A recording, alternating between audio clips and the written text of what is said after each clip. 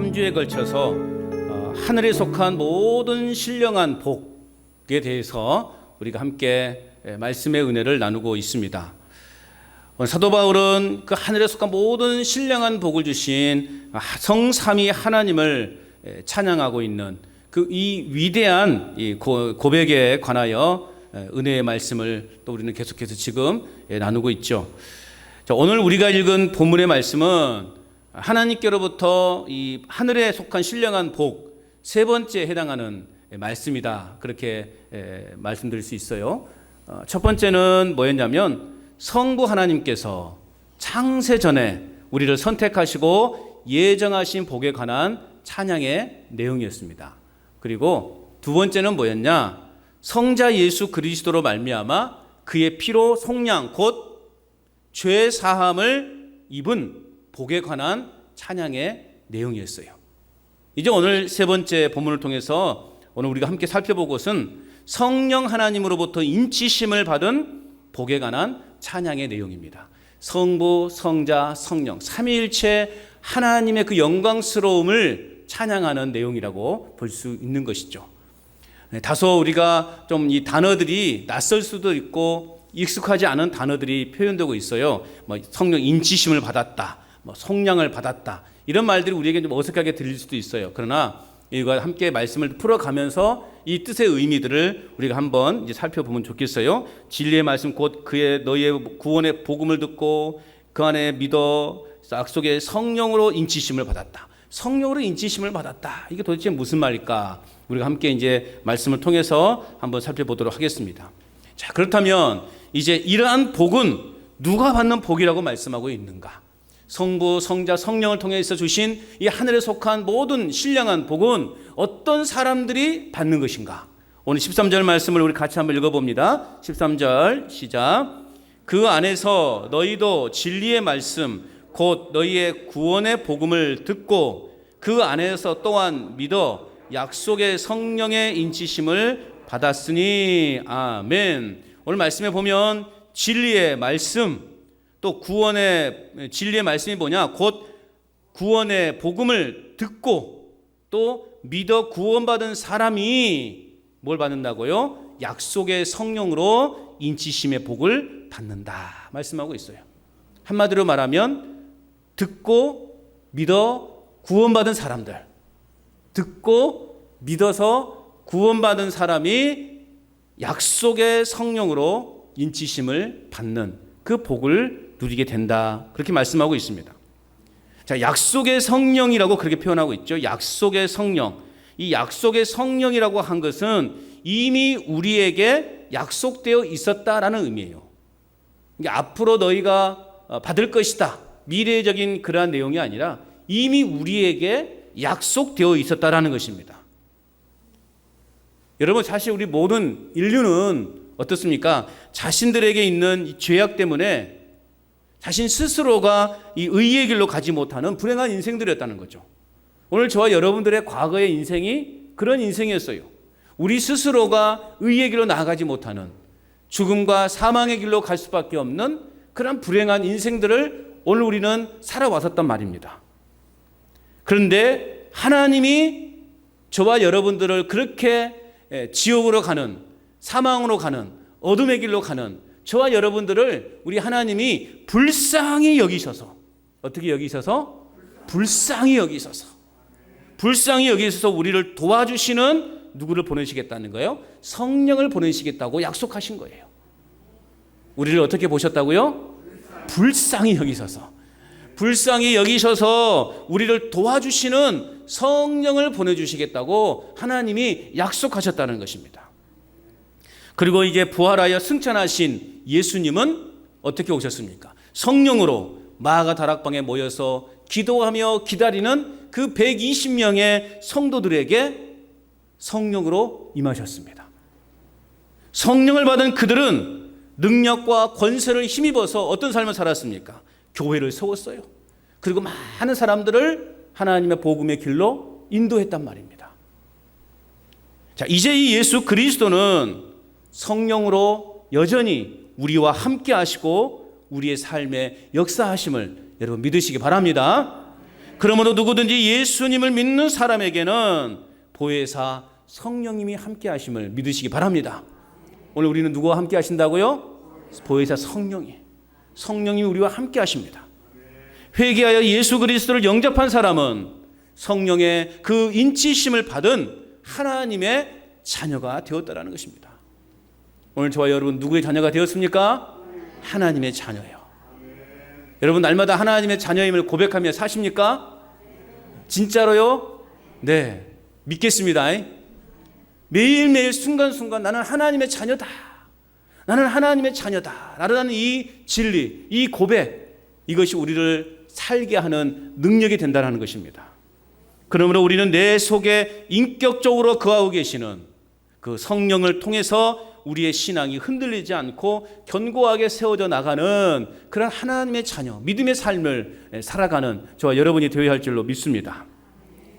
자, 오늘 우리가 13절 말씀을 읽었죠. 우리가 이 13절 말씀에서 눈여겨봐야 할 대목은 뭐냐? 주어가요. 이 13절 전에는 대부분 보면 우리가, 우리는 이라는 표현을 하고 있었어요. 그런데 오늘 13절에 와서는 어떻게 표현되고 있냐면 너희라는 표현을 했어요. 너희가라는. 그리고 이후에 보면 계속 이제 너희도 뭐 너희 믿음과 뭐 너희로 말미암아 이런 식으로 표현되고 있어요. 너희라는 말은 무슨 말이냐? 너희는 에베소의 성도들을 가리킵니다. 에베소의 성도들, 그리고 더 나아가서는 모든 이방인 그리스도를 말하는 거예요. 모든 이방인 그리스도인들 중에는 저와 여러분도 포함되어져 있단 말이에요. 우리도 원래는 이방인이에요. 구원받지 못할 사람들이에요. 하나님의 선택된 백성들이 아니었어요. 그런데 하나님께서는 이제는 예수 그리스도를 통해서 모든 사람들에게 하나님의 이 복음, 구원의 복음이 임하게 되었다라는 것입니다. 근데 바울은 이방인 성도들도 그리스도 안에서 진리의 말씀, 곧 구원의 복음을 듣고 믿어서 성령으로 인치심을 받았다 인정해주고 있는 것입니다. 오늘 저와 여러분도 듣고 믿어서 구원받아 성령의 인치심을 받았다, 그렇게 말씀하고 있다라는 것입니다. 그러므로 너희의 구원의 복음이라고 말할 때, 오늘 13절에 보면 너희의 구원의 복음이라고 말할 때 이 복음은 뭐냐? 이 복음은 바로 이방인들을 능히 구원하는 능력이 있는 것입니다. 복음이 오늘 저와 여러분들을 구원하셨다고요. 완악했던 저희의 마음이, 메말랐던 저희의 마음을 이 복음이 녹여주고 무너뜨려 주어서 여러분 우리가 예수를 믿게 되었다라는 것입니다. 도저히 저 집안은 예수님을 믿지 못할 집안인 것처럼 보였던 그 집안이 어느 한순간에 깨어져서, 복음 앞에 깨어져서 예수님을 믿는 놀라운 역사가 나타나는 것입니다. 여러분 보세요. 과거 여러분들 얼마나 마음이 완악했습니까? 보니까 다들 예전에 한가닥 하셨던 분들 같아. 예? 그런데 지금 보아요. 지금은 천사들과 같아. 천사처럼 환한 모습, 예쁜 모습으로 바뀌었단 말이에요. 별로 인정하지 않으신가 보네. 여러분 뭐 처음부터 뭐 아주 선하고 아름답고 뭐 그랬던 분들입니까? 제가 보기에는 안 그런 것 같아. 예? 한 가닥 정도는 하셨던 분들 같아요. 그런데 내가 예수님을 만나서 내 완악했던 마음이 다 녹아내리고 예수님의 그 따뜻한 성품으로 우리 마음이 완전히 변화된 줄로 믿습니다. 복음은 여러분 그러한 능력이 있는 거예요. 이방인들을 능히 구원할 만한 능력이 있는 것입니다. 또한 이방인들의 구원을 위해서 존재하는 것이 뭐냐? 복음이라고 말할 수 있는 거예요. 그래서 로마서 1장 16절 말씀에 보면 복음은 모든 믿는 자에게 구원을 주시는 하나님의 능력이다 말씀하고 있어요. 복음이 뭐라고요? 모든 믿는 자에게 구원을 주시는 하나님의 능력이다 말씀하고 있는 거예요. 또한 이 복음은 우리로 하여금 썩지 아니하는 생명을 얻게 하는 것이다 하는 것입니다. 여러분은 지금 썩지 않는 생명을 얻었어요.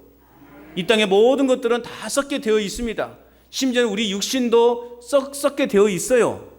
안 썩은 문제인 거예요. 예? 안 썩은 문제예요. 우리 육신이 다 썩게 되어 있어요. 그러나 이 복음은 영원히 썩지 않은 채로 존재하는, 그래서 우리에게 구원의 길을 인도하는 능력이 된다라는 것입니다. 그런데 여러분, 사탄은 무엇입니까? 사탄은 하는 일이 뭐예요? 이러한 복음을요 멸시하게 해요. 그리고요 이 복음을요 부끄럽게 해요. 그래서 사람들이 그래요. 에이, 예수 믿는다고 뭐 달라질 게 있냐? 뭐 교회 다닌다고 뭐 특별한 게 있냐? 그렇게 여러분 우리를 유혹하고요. 그렇게 우리를 혼란스럽게 만들어요. 또한요, 오랫동안 교회를 다니고 있다고 하면서도 교회 다니는 것이 부끄러워서요, 사람들 앞에서 나 예수님 믿어 라는 말을요 못 꺼내게 만들어요. 여러분 이웃들은 여러분 교회 다니지 다 아시죠? 아직도 모르는 사람이 있어요? 내 이웃이 내가 지금 교회를 다니고 있는지 아닌지 지금 모르는 분들이 계세요 아직도? 그분들은요 회개해야 돼요. 회개하고 오늘 당장 찾아가가지고 야 나 교회 다닌다 그냥 확 속 시원하게 말해버리라고요. 예? 괜히 마음에 다 교회 다니는데 이걸 말해야 되냐 말해야 되냐, 오늘 목사님이 회개하라고 했는데 어떡하자 하지 말고 그냥 찾아가가지고 야 나 그동안 말 안 했는데 나 사실은 교회 다녔던 사람이야, 그렇게 여러분 이야기하시라고. 나 지금 교회 다니고 있다 그렇게 말하라고요. 예, 제발. 여러분 이웃들을 내가 신방해야 될 것 같아. 여러분을 신방하는 것이 아니라 여러분 옆집에 사시는 분들 내가 신방해갖고 도대체 지금 제대로 신앙생활 하고 있는가 물어봐야 될 것 같아요. 겁나시죠 이제? 예. 여러분 똑바로들 사십시오. 똑바로들. 예? 똑바로들 예수님 믿으시기 바랍니다. 예? 예, 그래요. 부끄러워가지고 예수 믿는다고 아직도 말을 못해요. 우리 교회 한번 나와봐라 그 말을 못한단 말이에요. 부끄러워가지고. 이것은 누가 주는 마음이에요? 사탄이 주는 마음이에요. 마귀가 주는 마음이라고요. 성령이 주시는 마음은 어때요? 내가 소금을 부어봤다 할지라도, 소금 뿌림을 당한다 할지라도 교회에 나오셔야 된다고, 당신의 영혼이 살아나야 된다고, 천국 가는 길을 천국으로 가야 된다고, 그렇게 여러분 바짓가랑 붙잡고 우리가 그렇게 애원을 해야 되는 거예요.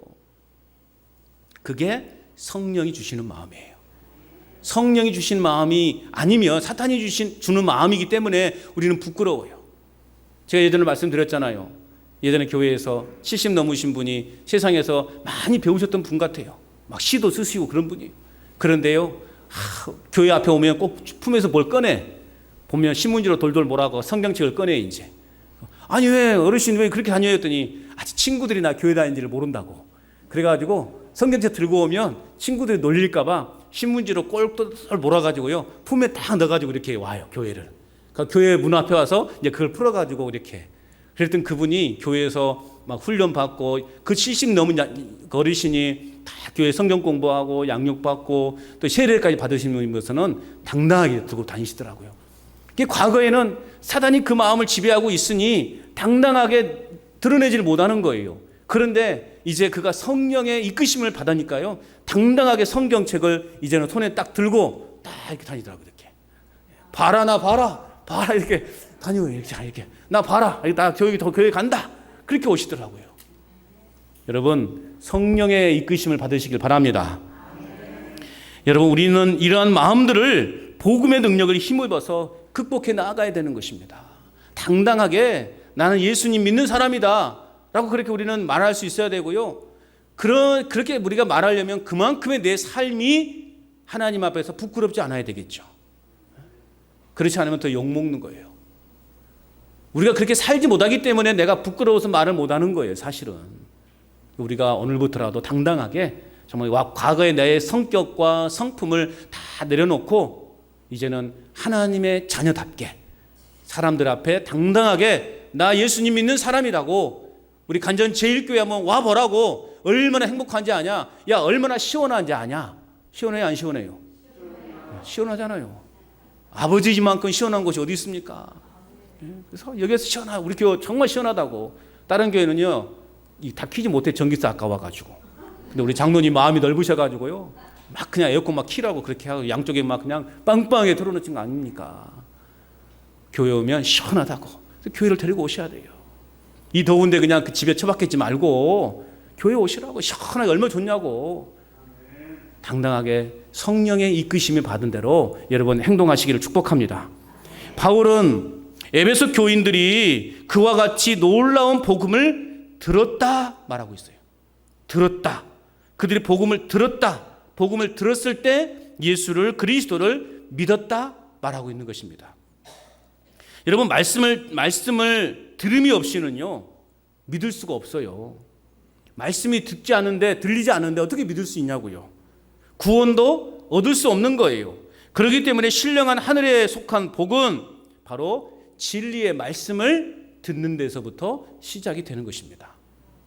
성경의 모든 말씀과 선포되는 모든 말씀이 나의 귀에 들려질 때, 여러분, 이 말씀이 내 안에 가장 귀중한 생명을 주는 구원의 복음이 되는 것입니다. 오랫동안 다져도 말씀이 뭔지도 모르고 말씀이 선포가 돼도 들리지도 않고 막 침을 튀겨가면서 말을 했는데도 저게 뭔 소리인지도 모르겠고, 들리지 않으면요 내 신앙이 성장할 수도 없고요, 심지어는 구원받았다 말할 수 없는 거예요.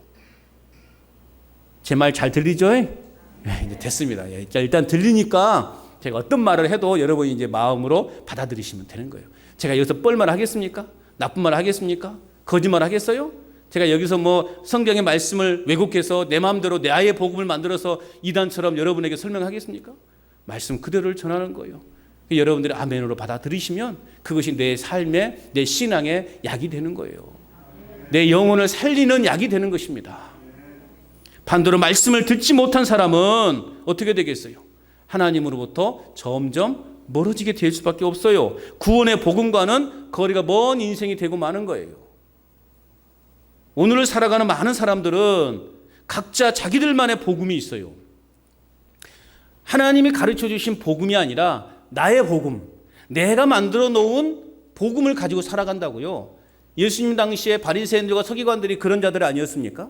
하나님의 복음을, 하나님의 율법을 교묘하게 이렇게 자기의 입맛에 맞게 바꿔가지고 자기 복음을 만들어서 사람들을 옥죄했잖아요. 그리고 자신들 배만만 이렇게 배불리 살아가고 있었던 그런 자들 아니었습니까? 예수님이 그 모습을 보고 막 화가 나가지고 이 독사의 자식들아, 이 화 있을진저 막 그러면서 그들을 이렇게 막 욕했잖아요. 책망하고 그랬잖아요. 오늘 이 시대도 마찬가지예요. 오늘 이 시대도요, 가만히 보면 자기 복음 속에 살아간단 말이에요. 교회를 다니고 있음에도 불구하고 우리가 하나님의 말씀의 복음에 따라 살아가는 것이 아니라 자기 복음을 만들어서 자기 복음대로 살아가면서 교회를 다니고 있단 말이에요. 좋은 사람 만나서 결혼하는 거예요.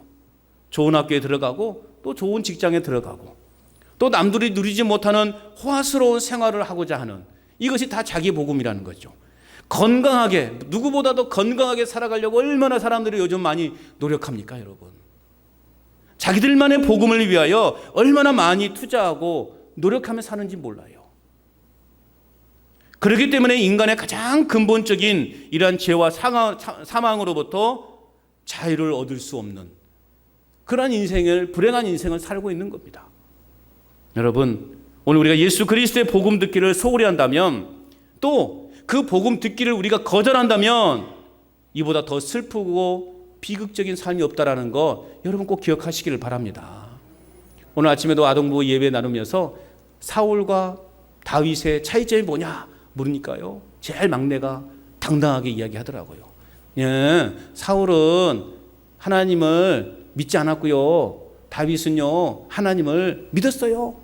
와, 이 조그만 것이 가르치는 보람이 있어요, 이런 것이. 네. 그렇게 이야기하더라고요. 사울과 다윗의 차이점이 뭐예요? 하나님을 믿느냐 믿지 않았냐예요. 출발은 다 좋았잖아요. 사울도 얼마나 외모가 잘생겼는지 몰라요. 저만큼 잘생겼는지는 모르겠지만 어쨌든 외모도 좋았고요, 신앙도 좋았어요. 그래서 하나님의 선지자로부터 기름 부음을 받아서 왕이 되었단 말이에요. 그런데 그가 이제 시간이 지나면 지날수록 자기 복음 속에 취해버린 거예요. 이제 왕노릇 하고 있는 거예요. 왕노릇. 내가 왕이잖아. 그럼 자기 마음대로 자기 복음을 만들어서 자기 복음에 취해서 살다 보니 하나님과는 거리가 먼 삶을 살고 마는 거예요. 결국 그 인생이 어떻게 되었어요? 비극적이고 참담한 인생으로 그 인생이 마감되지 않았습니까? 그러나 반면에 다윗도 역시 똑같이 하나님의 선지자로부터 기름 부음을 받아서 출발했어요. 그러나 다윗은 끝까지 하나님을 사랑했고 끝까지 하나님을 경외했단 말입니다. 우리가 시편의 수요일마다 시편 말씀을 보면서 그걸 느끼지 않습니까? 다윗이라는 인물이 어떤 상황 속에서도 끝까지 하나님만을 붙잡고 살아가려고 하는 그 노력, 물론 실수도 했죠. 범죄도 저질렀죠. 그러나 하나님 앞에 바로 회개하고 자신을 자복하고 그러면 다시금 말씀으로 그 인생을 새롭게 만들어가는 위대한 왕의 삶을 살지 않았습니까? 여러분, 예수 그리스도의 복음을 듣기를 소홀히 한다면, 그 복음 듣기를 거절한다면 여러분, 그보다 더 비참하고 불쌍한 인생이 없다라는 거 여러분 꼭 기억하시기를 바랍니다. 오늘 우리는 성령의 인치심에 복을 받은 사람들입니다. 믿으십니까? 오늘 저와 여러분들은 성령의 인치심에 복을 받은 사람들이라고요. 구원이 하나님의 선물인 것처럼 성령의 인치심도 그리스도 안에서 하나님이 주신 것이라는 사실을 여러분 믿으시기를 바랍니다. 그렇기 때문에 예수님을 믿는 사람은 어떤 일을 하든지, 오늘 예수를 믿는 저와 여러분들은 무엇을 하든지 그리스도가 우리 삶의 뭐가 되어야 되냐? 목표가 되어야 된다는 거예요. 그리스도가 우리의 삶 뭐가 되어야 된다고요? 목표가 되어야 되는 것입니다. 우리의 모든 삶의 중심에는 누가 계셔야 되는 거예요? 예수님이 계셔야 되는 거예요. 우리의 삶의 중심에는 누가 계셔야 된다고요? 예수님이 계셔야 되는 거예요. 그래서 바울은 계속해서 오늘 에베소 교회 교인들이 이 복음을 믿어 약속의 성령의 인치심을 받았다 말하고 있죠. 자, 믿었다 그리고 인치심을 받았다는요, 따로따로 이렇게 일어나는 현상이 아니라 동시에 일어나는 동작을 가리키는 것입니다. 지금 뭘 말하는 건가? 너희가 믿을 때 동시적으로 성령으로 인치심을 받았다라는 거예요. 믿을 때 성령으로 인치심을 받았다. 자, 그렇다면 오늘 이제 성령의 인치심과 성령의 역사라는 말을 통해서 이 말씀의 의미가 뭔가? 도대체 하나님 성령의 인치심을 받았다, 뭐 성령의 역사, 이런 말을 우리가 듣게 되는데, 그럼 이 말이 도대체 무엇을 의미하는 것인가? 자, 우리가 외적인 복음을 듣고 예수 그리스도를 믿는 것을 우리는 보통 성령의 역사라고 합니다. 외적인 복음을 듣고, 그러니까 누군가가 나에게 복음을 전했어요. 예수님에 대해서 소개를 했어요. 그걸 듣고 내가 예수님을 믿게 되었다. 이것은요, 내 어떤 자발적인 어떤 행동을 하고 우리가 말할 수 있지만 엄밀히 따지면 그 자체가 바로 성령의 역사라는 거죠. 성령의 그 마음 속에 믿을 마음을 주셨고 그 완악한 마음을 녹여주셔서 예수님을 믿게 되었다라는 거죠. 이게 성령의 역사라는 거죠. 왜냐하면 성령이 아니고서는 그 누구도 예수님을 주라 말할 수 없습니다. 여러분, 세상 사람들한테 아무리 말해보세요. 예수님이 주라고 말하는 것인가? 그냥 예수라는 사람은 그냥 좋은 사람이에요. 그냥 그 유명한 그 4대 성인 중에 뭐 한 사람 정도, 그렇게 사람들이 인식해요. 예수님이 주라고 절대 고백하지 않아요. 왜 그래? 그 안에 성령의 역사하지 않기 때문에.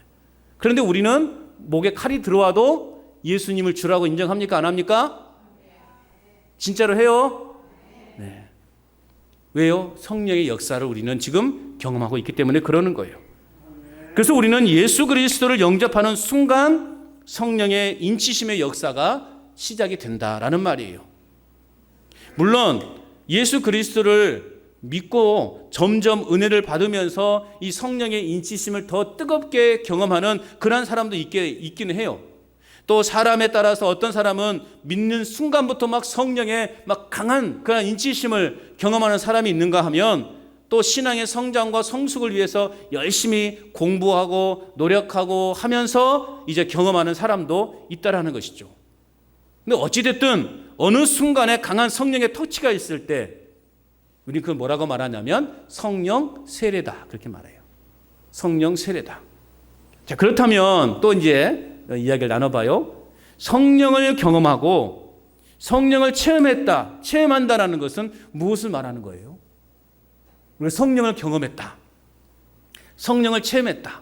또 우리가 보통 막 강사들이나 부흥회 가면 말하잖아요. 성령 체험하죠, 막 그러잖아요. 목소리도 막 해갖고 성령 받으라 하잖아요. 어때, 좀 비슷합니까? 예? 막 성령 받으라 막 그렇게 하잖아요. 막 성령 받으라, 성령 받으라 막 이렇게 찬양하잖아요. 저도 많이 했었습니다.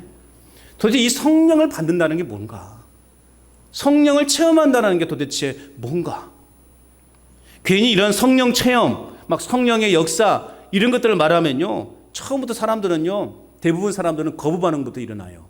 왜 그렇습니까? 하도 요즘 막 언론에서 보면 막 교회를 조롱하는 막 그런 것을 하면서 막 광신자들이 막 그렇게 하는 거 있잖아요. 막 손 떨면서 막 그냥 막 이단들이 막 하는 그 행동들이 있잖아요. 그걸 보면 야, 저것이 과연 성령 받은 건가? 저게 성령의 역사인가? 우리는 그렇게 오해해요. 그러다 보니까 사람들이 이 성령 체험, 성령의 역사를 말하면 처음에는 다 좀 거부 반응이 먼저 일어나게 돼요. 물론 성령의 역사를 뭐 제가 이거다 저거다 분명히 말할 수는 없어요. 왜냐하면 각각의 다 다르기 때문에, 각각의 신앙에 따라 성령의 역사가 다 다르기 때문에, 이제 또 교단마다 이런 것들을 추구하는 게 다 달라요.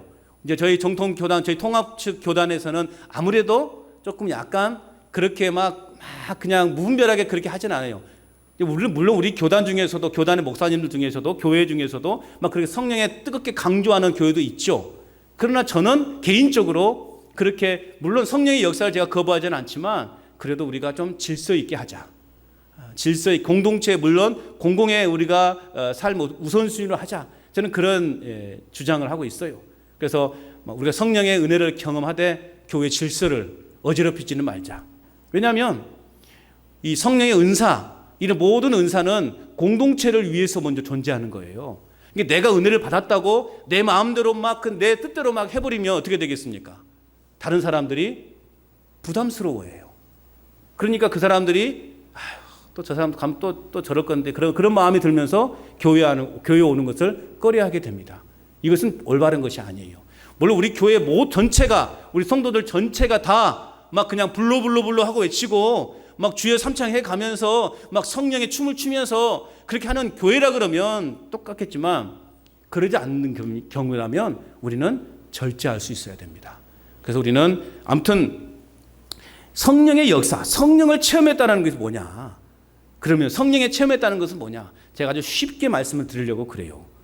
여러분 성령 체험했습니까? 도대체 성령 체험한 게 뭘까? 막 뭔가 그러면 내가 방언을 해야 되고 막 예언을 해야 되고, 내가 뭐 어떤 다른 사람이 갖지 않는 뭐 성경에 대해서도 막 내가 막 깨달아야 되고, 기도도 막 유창하게 할 줄 알아야 되고, 나는 그렇게 못하니까 나는 성령 체험 안 한 것인가? 그렇게 여러분 이해할 수 있단 말이죠. 자, 그렇다면 성령 체험했다는 것이 뭐냐? 여러분 잘 생각해 보세요. 과연 나는 성령을 체험했는가, 체험하지 않았는가? 여러분 스스로가 한번 답을 내려보세요. 예? 내려보세요. 자, 보세요. 여러분, 지금 이 시간에 우리가 옛날 같으면 세상 모임이나 또 집에서 그냥 선풍기 바람 쐬면서 가만히 누워 있었을 것인데, 그런데 어떻습니까? 그런 모든 것을 다 끊고 지금 예배 자리에 앉아 있습니다. 여러분, 예배 자리에 앉아 있단 말이에요. 할렐루야. 옛날 같으면 그냥 친구들하고 어디 시원한 계곡에가 수박이나 한 덩이 들고 와서 시원하게 발 담그면서 놀고 있을 텐데, 그것도 귀찮으면 그냥 집에서 선풍기 켜놓고 가만히 누워서 TV나 그냥 가만히 이렇게 멍 때리면서 보고 있을 것인데, 근데 지금 어떻습니까? 여러분들은 지금 교회에 와 있잖아요. 하나님을 믿는답시고 예배 드리고 있잖아요. 성령 체험했음을 믿으시기 바랍니다. 이게 성령 체험인 거예요. 여러분은 성령 체험했어요? 안 했어요? 성령 체험한 거예요. 성령이 여러분들 지금 이 예배당으로 인도해 오신 거예요. 다른 곳에 있지 않게 하시고, 사망의 길에, 사망의 장소에 있지 않게 하고 지금 예배 자리에 여러분들이 앉아 있다라는 거, 성령의 인도하심이라는 거, 성령 체험을 했다라는 거 여러분 믿으시기 바랍니다. 평상시에는 아무 생각 없이 막 습관처럼 행동했던 것이, 습관처럼 말했던 것이 어느 날부턴가 괜히 내 마음속에 막 찜찜함이 있고, 이게 아닌 것 같고 뭔가 이렇게 좀 마음이 불편한 마음이 들어요. 그러면 이건 역시 성령께서 주신 마음이라는 거예요. 그런 마음 들 때가 있습니까? 없습니까? 그런 마음 들 때가 있어요. 이것도 성령이 우리에게 주신 마음이라는 거예요. 이것이 바로 성령의 역사예요. 그러므로 여러분, 오늘 우리 모두는 성령 체험을 했다 안 했다? 했다라는 거예요. 성령 체험을요, 여러분 뭐 대단한 것으로 생각하지 마세요. 성령 체험은 그런 것이 아니에요. 성령은 각각의 심령 속에 찾아오셔서 하나님을 제대로 믿게 하는 것이 성령의 역사한 거예요. 나의 어떤 신앙을 막 사람들 앞에 내보이기 위한 그게 성령의 역사가 아니라, 그게 바른 신앙이 아니라 내가 하나님의 자녀로서 하나님을 제대로 믿게 하는 것이 성령의 역사라고요. 이게 성령 체험인 거예요. 성령의 인치심을 통해 우리는 분명히 하나님의 자녀라는 사실과 천국에 대한 확신을 갖게 되었다는 사실, 여러분 믿으시기 바랍니다. 이 사실을 확실히 믿고 살아가는 사람이 바로 성령의 인치심을 받은 사람들이라고요. 여러분 천국 소망이 있습니까? 아멘 소리 그렇게 선찬해요. 천국 소망 있습니까? 확실히 천국 가십니까? 성령의 인치심을 받은 거예요. 할렐루야. 우리 성령의 역사를 우리는 다 받은 거예요. 대단한 것이 아니에요. 성령의 역사라고 해서 대단한 것이 아니란 말이에요. 오늘 내가 하나님의 자녀다, 나 천국 갈 수 있다 라고 고백하는 그 자체가 우리는 성령의 체험, 성령의 역사를 지금 우리는 누리고 있다는 말씀입니다. 이런 사람은 어떤 시련 앞에서도 결코 흔들리지 않아요. 사랑하는 사람과 사별해도, 또 나의 재산이 하루아침에 다 날아가도, 직장을 잃어도 이 모든 일 앞에 좌절하지 않고 그 와중에서도 나는 하나님의 자녀다라는 사실을 믿는다면 그 사람은 바로 성령의 인치심을 받은 사람이라는 거예요. 자, 그렇다면 도대체 이 성령의 인치심이란 무슨 말인가? 성령의 인치심, 이건 한마디로 말하면 성령으로 도장을 콱 찍어버렸다는 거예요. 성령으로 도장을 찍었다는 말이에요. 도장을 찍는다는 말에는 여러 의미가 있죠. 여러분의 인감 도장을 아무 데다 찍습니까? 안 찍잖아요. 소중하게 여기잖아요. 그 가장 중요한 부분에 우리 인감 도장을 탁 찍잖아요. 그만큼 그것은 법적으로 효력이 있다라는 거잖아요. 첫째는요, 도장을 찍는다는 말은요, 권위를 나타내는 거죠. 중요한 서류나 문서에 도장을 찍어요. 이렇게 땅을 살고 팔 때나 집을 살고 팔 때나 그럴 때 가장 중요한 뭘 찍어요? 인감 도장을 탁 찍잖아요. 그래서 이것은 이제 내 소유다. 이것은 당신의 소유요. 당신에게 넘기겠소. 이런 의미가 담고 있는 거 아니에요? 이게 법적인 효력이 있는 거예요. 또 둘째는 아까도 말했지만 소유의 의미가 있어요. 내가 너 찍었다라는 거죠. 내가 너를 찍었다라는 거예요. 그래서 너는 이제 누구 거라는 거예요? 내 것이라는 거예요. 또한 도장 찍었다라는 말은요, 안전을 보장하는 의미가 있어요.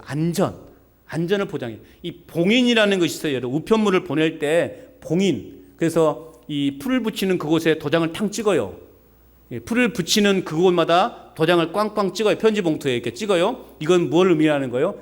아무도 열어볼 수 없는 거예요. 이걸 열어봤다가는 법적인 처벌을 받아요. 그래서 안전하게 이제 본인한테 가야 되는 거죠. 받을 사람들한테 전달하는 거. 안전하게. 또 여러분 등기 우편은 뭐예요? 등기 우편은 일반 우편보다는 안전하잖아요. 안전하게 이 편지를 상대방에게 전할 수 있는 것이 등기 우편이잖아요. 이것처럼 오늘 성령의 인치심을 받았다, 성령으로 도장을 쾅 찍었다라는 말은 결국 하나님의 권위를 나에게 주셨다. 그리고 나는 하나님의 것이다. 그리고 하나님이 나를 안전하게 보호하실 것이다. 안전하게 보호하셔서 하나님이요, 우리를 봉인하셨어요. 아까 봉인의 의미를 설명드렸잖아요. 꽝 찍어가지고요, 천국까지 우리를 안전하게, 그 누구도 우리를 해하지 못하고 우리를 안전하게 천국 문까지 이끌어 가신다는 것입니다. 할렐루야. 성령의 인치심을 받아 하나님의 자녀가 된 우리는 그래서 하나님의 권위가 있어요. 또한 하나님의 소유가 되었어요. 그리고 우리의 삶을 안전하게 보호하신다는 거죠. 이 은혜를 누리며 당당하게 살아가는 저와 여러분 될 수 있기를 축복합니다. 성령의 인치심이란 말, 여러분 어렵지 않죠? 다시 설명해 드려요? 이해하셨죠? 이렇게 쉽게 설명하는 데가 어디 있습니까, 여러분? 성령의 인치심이라는 말. 자, 바울은 이방인 그리스도인들도 유대인 그리스도인들과 동등한 그리스도인이라는 사실을 말하기 위해서 오늘 또 뭐라고 말하고 있냐면 그 안에서 표현하고 있어요. 오늘 13절 말씀에 보면 그 안에서 누구 안에서? 주님 안에서 같은 복음을 듣고 믿어서 같은 성령으로 인치심을 받았기 때문에 모든 믿는 사람은 동등한 하나님의 자녀가 되었다라는 거죠. 오늘 우리 모두는 동등하게 하나님의 자녀가 되었어요. 왜? 우리는 한 분 하나님만 섬기는 분들이잖아요. 그죠? 한 분 성령께서 인치심을 받았잖아요. 우리는 그렇기 때문에 우리 모두는 다 공평하게 하나님의 자녀인 거예요. 차별이 있어요, 없어요? 없어요. 교회 안에서 차별은 있으면 안 돼요. 내 기준으로 너 신앙 그따위 하면 안 돼. 그렇게 판단할 수 있어요, 없어요? 하지 마세요. 그건 정말 안 좋은 거예요. 내 기준에 의해서 너 신앙이 지금 잘못됐다고 함부로 그렇게 말해서는 안 되는 거예요.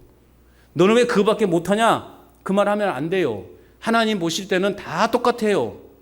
그 때문에 그저 내 신앙, 내 자신만 내가 정말 그런 좀 당연히 조금 부족하게 신앙생활 하신 분도 있죠. 왜 없겠습니까? 우리는 그럴 때마다 나는 제대로 신앙생활 해야겠다. 교훈 삼아야지 그걸 지적하고 그것을 책망한다 그러면 그건 정말 하나님이 볼 때 기뻐하지 않은 행동입니다. 공동체의 질서를 깨트리는 것입니다. 그래서 우리는 누가 누구를 판단하거나 정죄하지 마십시오. 그냥 우리 모두는 하나님 한 분 하나님 안에서 함께 하나님의 자녀다. 이 사실만 기억하시기를 바랍니다. 그게 여러분 우리 교회를 건강하게 만들어가는 거예요. 자, 그렇다면 이러한 성령의 인치심의 결과는 무엇일까? 14절 말씀 우리 같이 읽어봅니다. 시작. 이는 우리의 기업의 보증이 되사 그 얻으신 것을 속량하시고 그의 영광을 찬송하게 하려 하심이라. 아멘. 자, 이는 우리의 기업의 보증이 된다. 이는 바로 뭘 가리켜요? 성령을 가리켜요.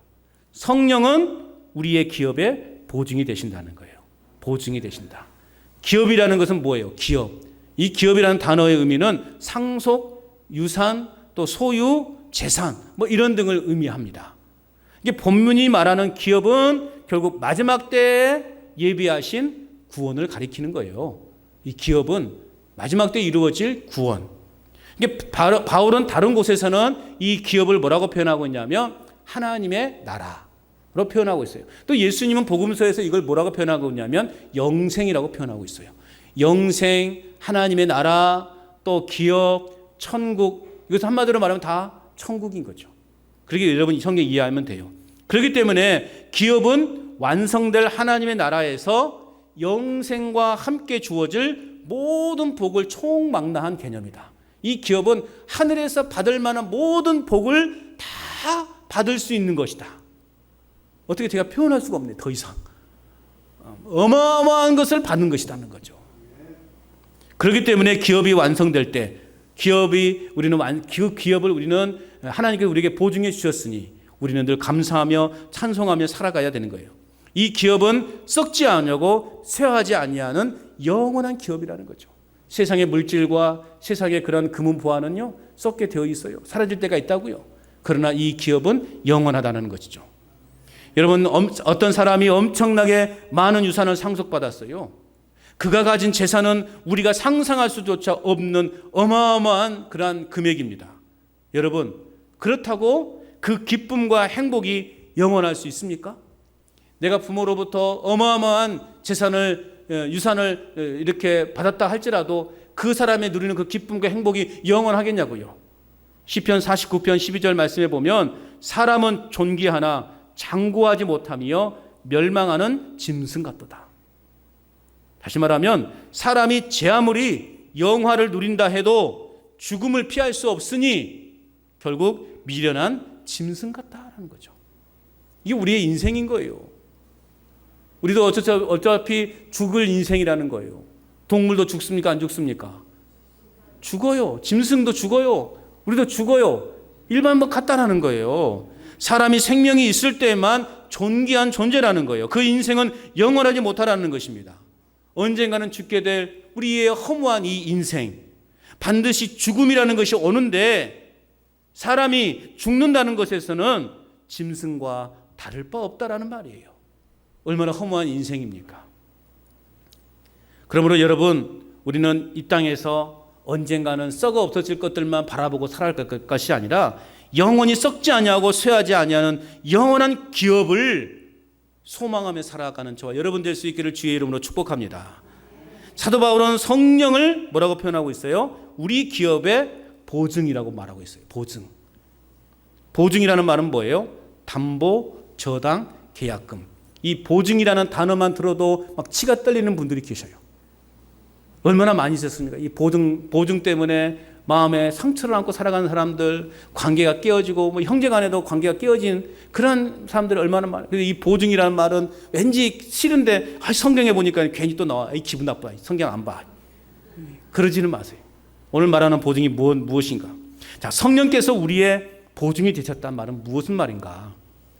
우리가 하나님의 아들이 되었고 하나님의 유업과 기업의 상속자가 되었다라는 것을 보증해 주는 거예요. 성령이 하시는 일이. 우리는 이제 하나님의 자녀가 되었고 하나님 나라의 그 하늘의 보화를, 하늘에 속한 모든 신령한 복을 받을 자격이 있음을 보증해 주는 분이 누구라고요? 성령님이라고요. 즉 분명 우리가 하나님의 유업과 기업의 상속자가 되었음을 확인시켜 주기 위해서 우리에게 주는, 쉽게 말하면 우리가 이해하기 쉽게 계약금이라고 말하면 돼요. 계약금. 어떤 물건 사기 전에 계약금을 먼저 지불하잖아요. 그래서 이제 완전히 되는 날 이제 마지막 잔금을 치르잖아요. 성령께서 하신 일이 그와 같은 역할이라는 거예요. 천국에 이를 때까지 너는 하나님의 자녀다. 하나님의 것이다. 하늘의 모든 신령한 복을 누릴 만한 자격이 있는 사람이다라는 것을 꽝 보증해 주는 거. 성령의 역할이라는 것입니다. 쉽게 말하면 물건도 받고 돈도 받고. 이런 게 어디 있어요, 여러분? 하여간 물건 사고 팔 때는 뭔가 이렇게 뭔가 보증이 있어야 되고 계약금도 있어야 되는데 오늘 성령께서는 그냥 다 줘버린 거예요. 우리가 이 땅에서도 잘 살면 좋겠지만 그렇지 못한다고 하더라도 여러분 장차 우리는 하늘에서의 영원한 유산이 보증되어 있다. 이 사실만 믿음으로 우리는 감사와 찬송을 올려드리는 삶을 살아야 할 줄로 믿습니다. 바울은 마지막 14절 후반절에서 하나님께서 우리를 성령으로 인치신 목적을 밝히고 있죠. 그것은 우리로 하여금 하나님의 영광을 찬송케 하기 위함이다. 그렇게 말씀하고 있어요. 하늘에 속한 모든 신령한 복을 성도들에게 주신 하나님을 우리는 날마다 찬양하며 살아가야 됩니다. 이 놀라운 은혜를 입은 우리 모두는 항상 그 하나님의 은혜를 자랑하는 삶을 살아가야 되는 거예요. 그리고 그런 하나님을 날마다 찬미하는 삶을 살아가야 되는 거예요. 받은 은혜를 나누는 삶, 받은 은혜를 자랑하는 삶을 살아가야 되는 것입니다. 여러분, 우리가 성령으로 인치심을 받고 하나님의 자녀가 되었다고 해서 하루아침에 우리가 성인 군자가 되는 것은 결코 아니에요. 은혜를 받았다고 해서 우리가 교회를 다닌다고 해서 단번에 우리 자신들이 거룩해지는 것은 아니라는 말씀이에요. 하나님의 자녀로서의 신분의 변화를 위해서 우리는 끊임없이 노력해야 되는 거예요. 그리고 훈련되어져야 되고 다듬어져 가야 되는 거예요. 그래서 교회마다 제자 양육이네, 제자 훈련이네, 말씀 공부네, 성경 공부 이런 것들이 많잖아요. 왜 그런 것을 해요? 하나님을 온전한 사람으로 만들어가기 위해서 하는 것이죠. 오늘 우리도 그래서 많은 공부를 하지 못하지만 매일같이 성경을 읽자고 하는 이유가 바로 그런 건 아니겠습니까?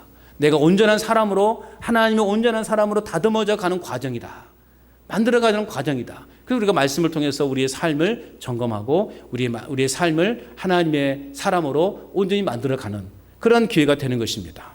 여러분, 살아가기가 참 힘들고 어려운 시대를 우리는 지금 살아가고 있어요. 끊임없이 죄악의 유혹 속에서 건강한 신앙생활을 해나가기가 쉽지 않은 시대를 우리는 지금 살아가고 있습니다. 도저히 내 힘으로 감당할 수 없는 일들을 우리는 순간순간 만나며 살아가고 있어요. 그러나 이 모든 상황을 극복해 나아갈 수 있는 방법은 뭐냐? 바로 오늘 사도 바울이 말했던 것처럼 성령의 능력을 힘입는 것입니다. 성령의 능력을 힘입을 때 우리는 모든 상황을 이기고 극복해 나갈 수 있는 힘을 얻게 되는 것입니다. 여러분, 예수 그리스도의 복음을 듣고 믿는 자는 성령의 충만한 능력을 받았습니다. 성령께서 우리와 함께 하셔서 보증하시고 지켜주심을 찬양하는 저와 여러분 될 수 있기를 바랍니다. 세상에서 환난과 고난에 지칠지라도 성령의 그러한 객관적인 증거가 우리에게 있음을, 매일같이 우리는 성령의 역사를 경험하며 살아가고 성령의 역사를 나타내며 우리는 지금 살아가고 있단 말이에요. 그것을 믿음 안에서 믿고 믿음 안에서 승리하는 저와 여러분의 삶이 될 수 있기를 주의 이름으로 축원합니다.